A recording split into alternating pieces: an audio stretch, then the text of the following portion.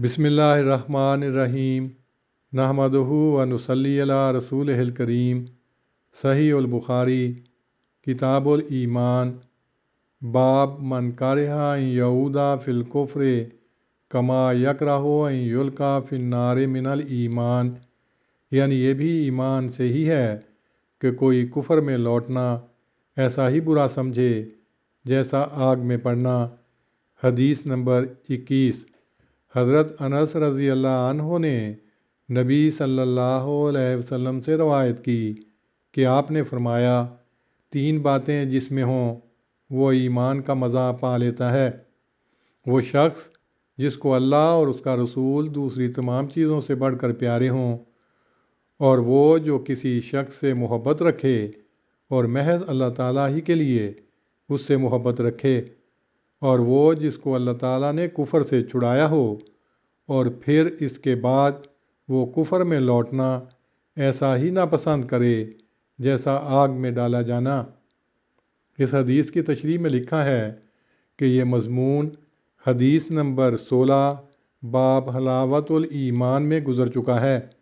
اس حدیث کی سند پہلی حدیث کی سند سے مختلف ہے۔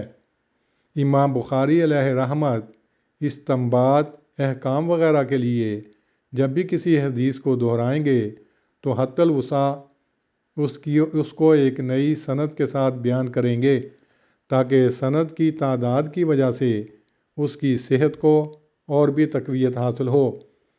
یہاں پر مستقل باب باندھنے سے یہ مطلانہ مقصود ہے کہ کفر جو ایمان کی ضد ہے، اس سے نفرت کرنا بھی ایمان کا جزو ہے۔